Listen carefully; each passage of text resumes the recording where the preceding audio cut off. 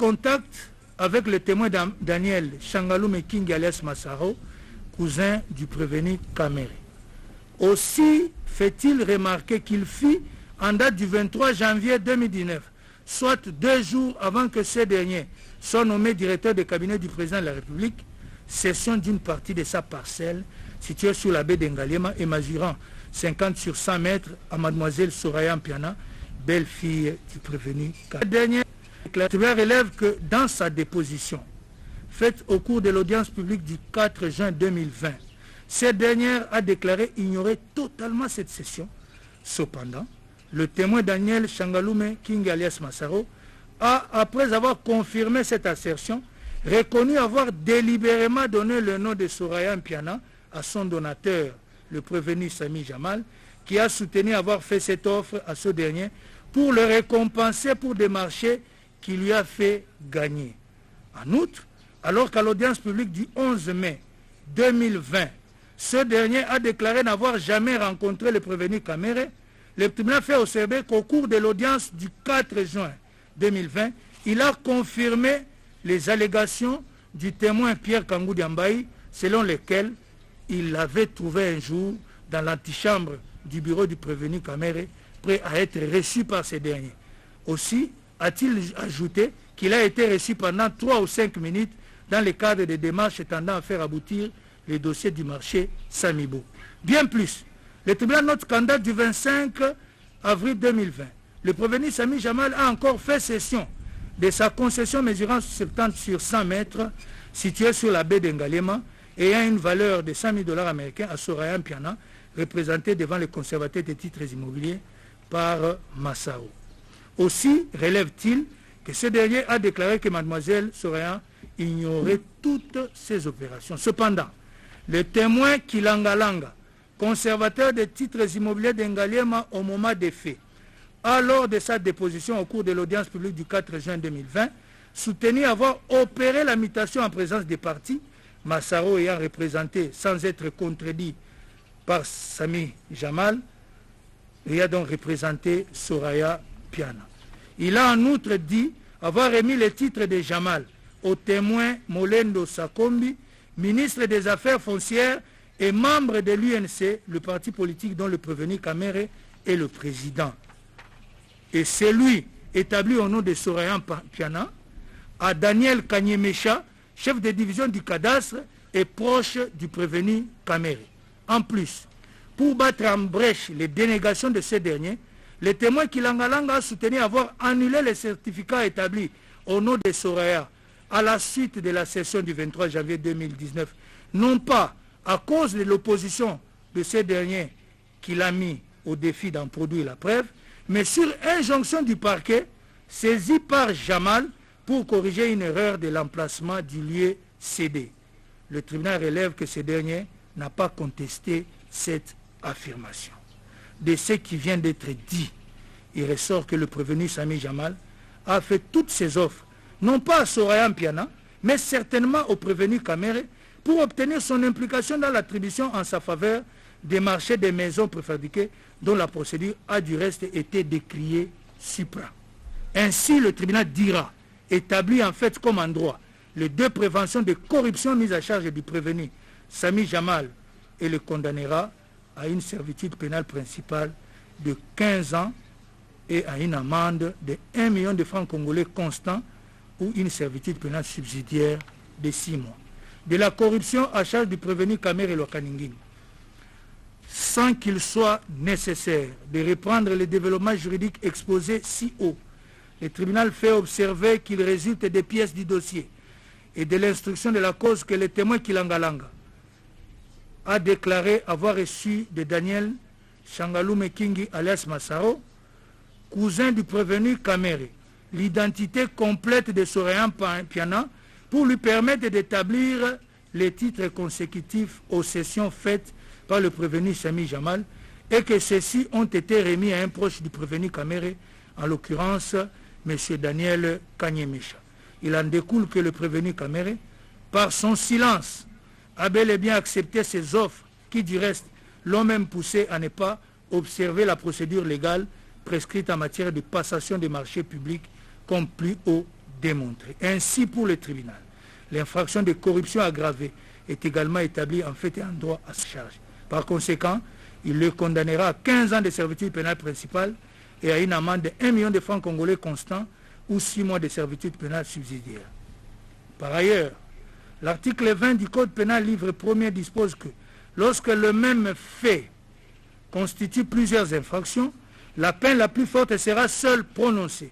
Lorsqu'il y a concours de plusieurs faits constituant chacun une ou plusieurs infractions, le juge prononcera une peine pour chaque fait et il cumulera les peines prononcées sous réserve de l'application des dispositions suivantes, notamment la peine de mort et la servitude pénale à perpétuité absorbent toute peine privative de liberté et la somme des peines de servitude pénale à temps ne pourront dépasser 20 ans. Ainsi, il est des jurisprudences qui sont en concours matériel les infractions qui ne sont pas liées par l'unité d'intention. Cour suprême de justice, RP 23/CR, du 26 janvier 1981, in Odon Sumbu, Opsite, page 23.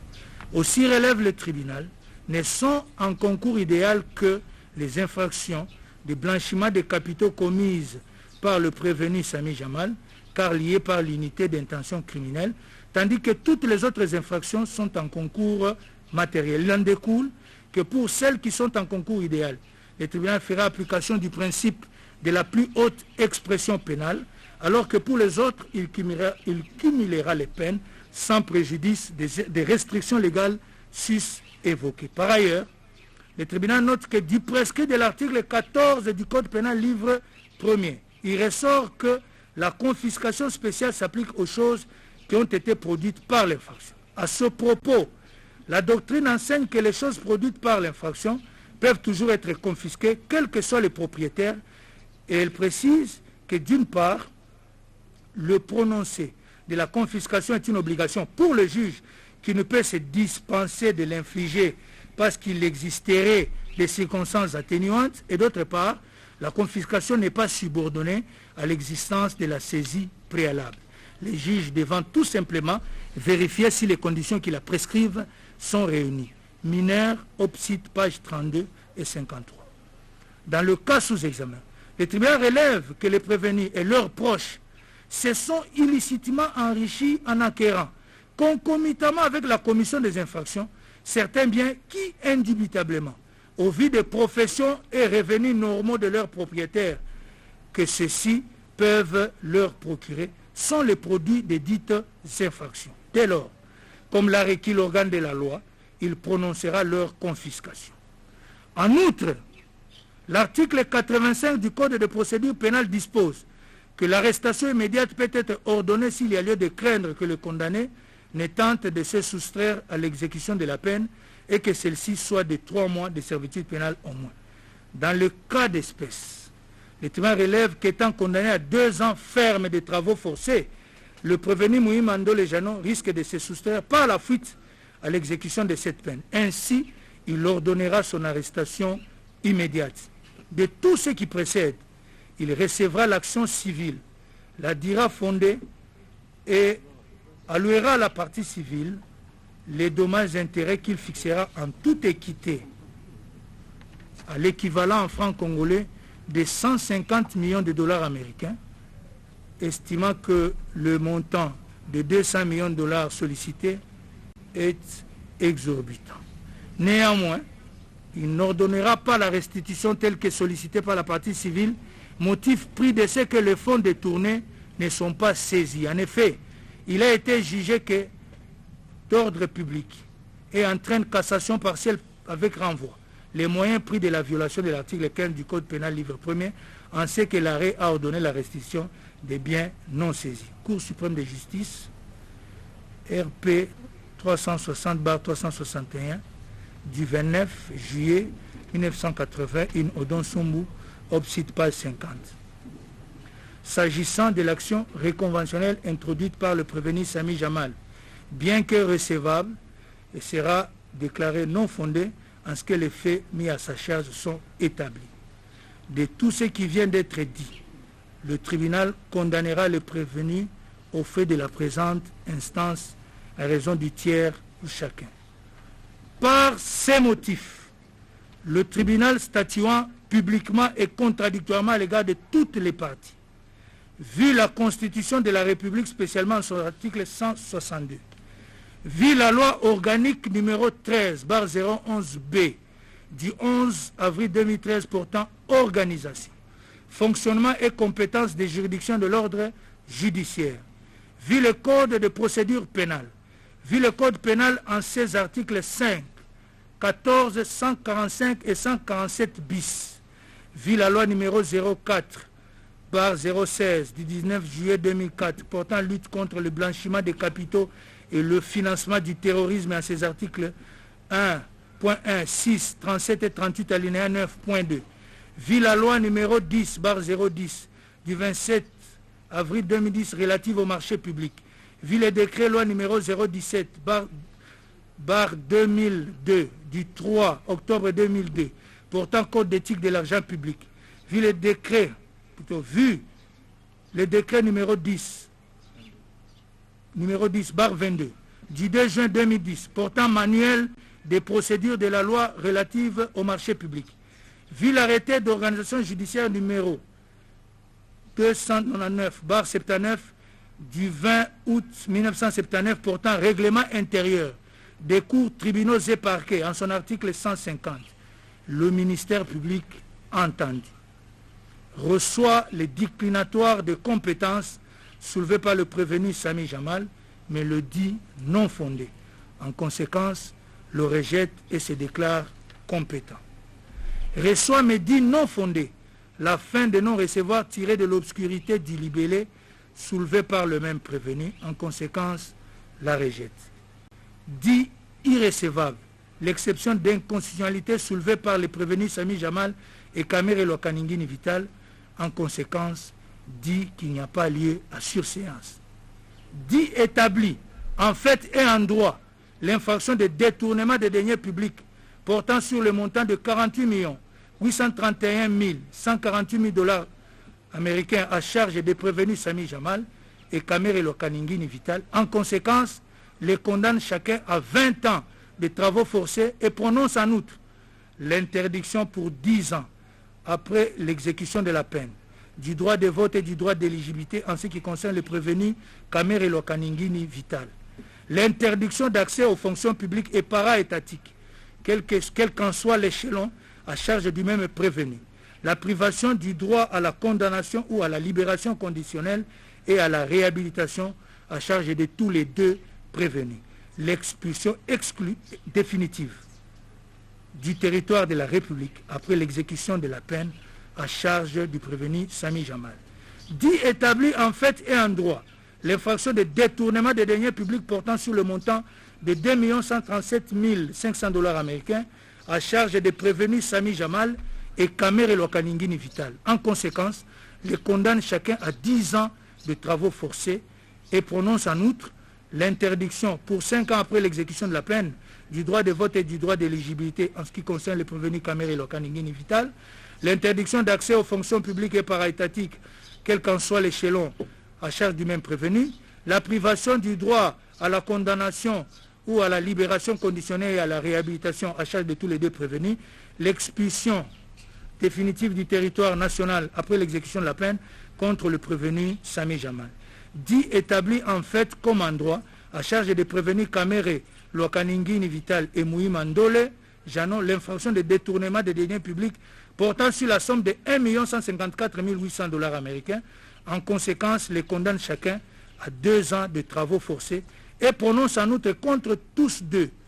l'interdiction pour 5 ans après l'exécution de la peine du droit de vote et du droit d'éligibilité, l'interdiction d'accès aux fonctions publiques et para-étatiques, quel qu'en soit l'échelon, la privation du droit à la condamnation, à la libération conditionnelle et à la réhabilitation. Dit établi en fait et en droit les deux préventions de blanchiment des capitaux mises à charge du prévenu Sami Jamal et le condamne pour la première à une amende de 20 millions de $ américains et pour la seconde à 10 ans de servitude pénale principale et une amende de 20 millions de $ américains. Dit établi en fait et en droit l'infraction de corruption mise à charge du prévenu Sami Jamal et le condamne en conséquence à une servitude pénale principale de 15 ans et une amende de 1 million de francs congolais constant ou une servitude pénale subsidiaire de 6 mois. Dit également établi en fait comme en droit la prévention de corruption à charge du prévenu Kamere Lokaningini Vital et le condamne à une servitude pénale principale de 15 ans et une amende de 1 million de francs congolais constant ou une servitude pénale subsidiaire de 6 mois. Dit que les deux infractions de blanchiment de capitaux commises par le prévenu Sami Jamal le sont en concours idéal. Par conséquent, prononce l'unique peine la plus forte, soit 10 ans de servitude pénale principale et une amende de 20 millions de dollars américains. Dit en revanche que les autres infractions commises par les prévenus Sami Jamal et Kamere Lokaningini Vital le sont en concours matériel, partant, cumule les peines et prononce à leur encontre la peine de 20 ans de travaux forcés chacun, ainsi que les peines accessoires ci-après. L'interdiction pour 10 ans après l'exécution de la peine du droit de vote et du droit d'éligibilité en ce qui concerne le prévenu Kamere Lokaningini Vital, l'interdiction d'accès aux fonctions publiques et para-étatiques, quel qu'en soit l'échelon à charge du même prévenu, la privation du droit à la condamnation ou à la libération conditionnelle et à la réhabilitation à charge de tous les deux, l'expulsion définitive du territoire de la République après l'exécution de la peine à charge du prévenu Sami Jamal. Ordonne la confiscation des fonds contenus dans les comptes de nommés Amida Chatir, Soraya Mpiana et Shangalume Kingi Daniel alias Massaro, ainsi que des propriétés immobilières acquises avec les fonds détournés et qui sont couvertes par les titres ci-après établis au nom des personnes suivantes. Le contrat de location numéro 13-48/2019 AD 44 988 commis d'Engaliema au nom de Shangalume Daniel. Le certificat d'enregistrement AKN 11 folio 46 AD 193 commis de Kasavubu au nom de Mpiana Daïda. Le certificat d'enregistrement AGL 547 folio 171 AD 5082 commis de la Gombe au nom de Shangalume Daniel. Le certificat d'enregistrement A/ML 01 folio 179 AD commis de Maluku au nom de Mayutu Namouissi Dieudonné. Le certificat d'enregistrement NN 45 folio 33 AD 71 860 commune de Lancélé au nom de Amida Chatur Kamere. Le certificat d'enregistrement AGL 547 folio 56 AD 5807 commune de Lingwala au nom de Shangalume Kingi Daniel, et le contrat de cession entre Jamal Samif et Soraya Mpiana AD 44 196 commune de Ngaliema. Ordonne l'arrestation immédiate du prévenu Mouimandole Jano. Reçoit et dit fonder l'action civile. En conséquence, condamne le prévenu in solidum à payer à la partie civile la somme de l'équivalent en francs congolais de 150 millions de dollars américains à titre de dommages et intérêts. Reçoit mais dit fonder la demande réconventionnelle du prévenu Sami. Reçoit mais dit non fondée la demande réconventionnelle du prévenu Sami Jamal. Condamne chacun des prévenus à payer un tiers des frais d'instance payables dans les délais légaux. À défaut, ils subiront une contrainte par corps de 30 jours. Ainsi jugé et prononcé par le tribunal de grande instance de Kinshasa-Gombe, ICA en matière répressive au premier degré, à son audience publique du 20 juin 2020,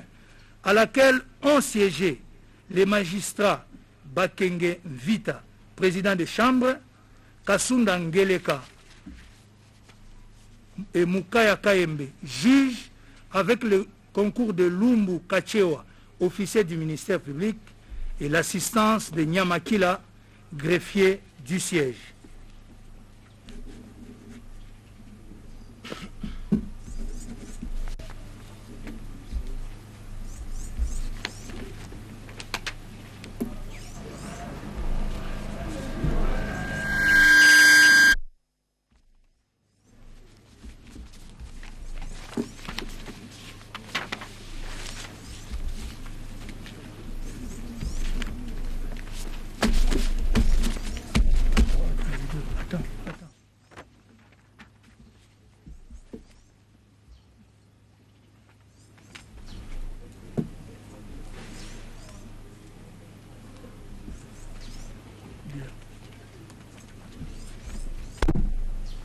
L'extrait des rôles étant épuisé, l'audience de ce jour est levée.